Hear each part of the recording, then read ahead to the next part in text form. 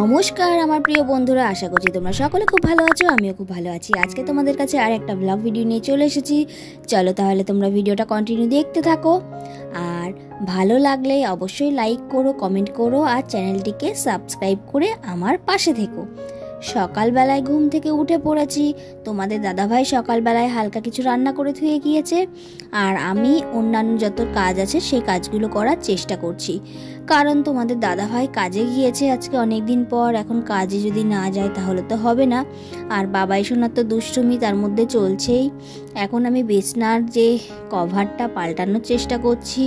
মুখটা কতটা ফুলে গিয়েছে তোমরা সেটা দেখতেই পাচ্ছ, কিন্তু কিছুই করার নেই। নোংরা বিছনার চাদরে তো আর শোয়া যায় না। আর যতটা পরিষ্কার পরিচ্ছন্ন থাকা যায়, অনেকে ভাবে পরিষ্কার পরিচ্ছন্ন থাকাটা একটা ম্যানিয়া বা রোগ, কিন্তু এটা কিন্তু একদমই ভুল। যত সম্ভব পরিষ্কার পরিচ্ছন্নভাবে থাকা যাবে ততটাই আমরা সুস্থ থাকব, আর সুস্থ পরিবেশে বাচ্চাও কিন্তু সুস্থই থাকে। যাই হোক, অনেক কথাই বলে ফেললাম। এরই ফাঁকে দেখো আমি বিছনাটা ভালোভাবে পরিষ্কার করে নিচ্ছি। আর এখানে কিন্তু আমার বিছনাতে কিন্তু একটা কম্বল পাতা রয়েছে, এখানে কিছু নেই, কারণ এখানে তো আমরা থাকি না, তোমাদের দাদাভাই থাকে। আর বাড়িতে আমার গদি পাতা আছে। যাই হোক, আমি এখন বিছনাটা ঠিক করে নিই। আর এই দেখো তোমাদের দুষ্টু বাবায় দুষ্টামি করতে করতে কি বলবো, ও এত দুষ্টামি করছে বলার মতো না। আমি সেই ফাঁকে কম্বলটা ভাঁজ করে নিচ্ছি। এখনও কিন্তু শরীর আমার ঠিক হয়নি, কিন্তু কাজ তো করতেই হবে। আর মা তো সন্তানের জন্য কাজ করতে হবে, সন্তানকে খাওয়াতে হবে, এই সমস্ত কিছু করতেই হবে।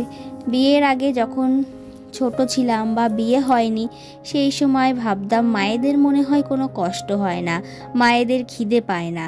কিন্তু বিয়ে হওয়ার পর, সন্তান হওয়ার পর সেই কথাগুলো এখন ভাবি, উপলব্ধি করতে পারি। আর হাড়ে হাড়ে টের পায়, মায়েদের খিদেও পায়, মায়েদের ঘুমও পায়। যাই হোক, আমার সমস্ত কিছু ভাঁজ করা হয়ে গেছে। এখন আমি বেড কাভারটা বিছানায় ভালোভাবে পেতে নেব, নিয়ে বিছানার চাদরটা দিন তারপরে ভালোভাবে টান করে নেব।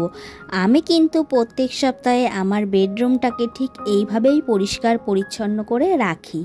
আর সপ্তাহে সপ্তাহে কিন্তু আমি বেড কাভার, পিলো কাভার সমস্ত কিছু চেঞ্জ করে কাচাকাচি করি।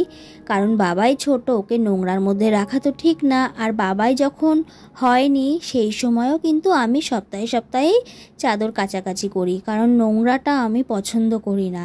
আর এটা কোনো ম্যানিয়া বা রোগ নয়। এখন দেখো আমার সমস্ত এদিকের ঘর গোছানো হয়ে গেছে। আমি এবার ঘর ঝাড় দিয়ে মুছে নেব। মুছতে যদি পারি তো মুছবো, আর না পারলে মুছবো না, কারণ এখনও কপালের অবস্থা খুব একটা ভালো নয়। দেখতেই পাচ্ছ তোমরা, আমি বিছানা চাদরটাকে একটু টান করছি, কারণ বাবা এটাকে আবার টান দিয়ে কুচকিয়ে দিয়েছে, এই জন্য টান করার চেষ্টা করছি।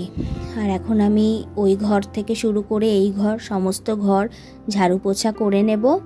আর এইভাবেই আমি আস্তে আস্তে করে টুকটুক করে অসুস্থ অবস্থার মধ্যেও কাজকর্ম করার চেষ্টা করছি। যতটা সম্ভব নিজেকে যেভাবে কাজে ব্যস্ত রাখা যায় সেটাই করার চেষ্টা করছি।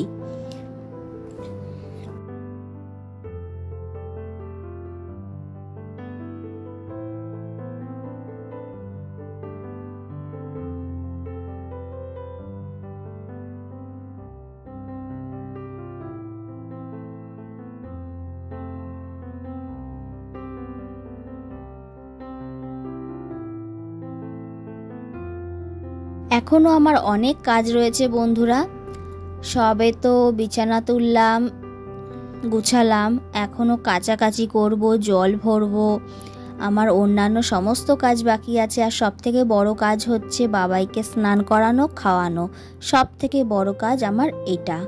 যাই হোক, আমাদের এখানে আজকে প্রচণ্ড রোদ্দুর, আর এখানে তো গরমের কথা আর কি বলবো।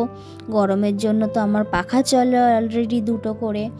আর এই দেখো আমি খাটের নিচটাও ভালো করে ঝাড় দিয়ে নিচ্ছি, নিয়ে তারপরে পাখা ছাড়বো। প্রচণ্ড গরম লাগছে, গরমে অস্থির করে নিয়ে আসছে, আর প্রচুর ঘাম হচ্ছে, এই কারণে তাড়াহুড়ো করছি। আর সেই ফাঁকে দেখো বাবাই তো ঘর ঝাড়ু দিচ্ছেই না, ও খালি দৌড়ে একবার এদিকে একবার ওদিকে যাচ্ছে। এটাই হচ্ছে আমার ঘর যখন ঝাড়ু দিই সেই সময়ের কাজ। বাবাই প্রত্যেকটা টাইমেই এই কাজটা করে। বাচ্চাদের ঝাঁটার সামনে যেতে নেই, আর ও ততই ঝাঁটার সামনে বেশি করে করে যাবে। যাই হোক, আমি এইভাবে সমস্ত বারান্দাটাও ঝাড় দিয়ে পরিষ্কার করে নেব। আর কপালে যেহেতু আমার ক্ষত রয়েছে বা ঘা রয়েছে, এই কারণে আমি কপালটা কিন্তু ওড়না দিয়ে ঢেকে নিই। কারণ কে কিভাবে নেবে, সবাই তো আর পছন্দ করে না সব কিছু, অনেকে ঘেন্না পায়। এই কারণেই আমি কপালটা ঢেকে নিয়েছি। জানি না কপালের এই ক্ষত কবে কমবে, আর কপাল থেকে আমার যে দাগ হয়েছে দাগটা যাবে কি না সেটাও জানি না। এই দেখো, এত জামা কাপড় কাচতে হবে। এখন আমি যাচ্ছি নল লাগাতে। নলটা লাগিয়ে এসে কাচা ধোয়া করব, তারপরে স্নান করব, বাবাইকে স্নান করাবো। সমস্ত কাজ বাকি আছে। কপালটা ঢেকে নিয়ে তবে আমি যাই, নলটা লাগিয়ে আসি। আর দেখতেই পাচ্ছ আমার কপাল কতটা শুকিয়ে গিয়েছে, আগের মতো কিন্তু দগদগে ঘাটা নেই। তাহলে চলো নল লাগিয়ে ফিরে আসছি।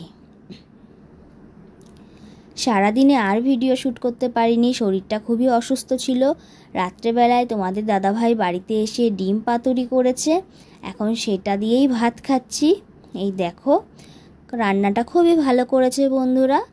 আর কি বলবো, ডিম পাতুরিটা সত্যিই অসাধারণ হয়েছে।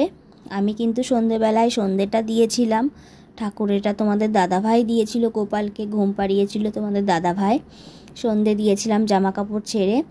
আর এখন আমি ওষুধ খাবো।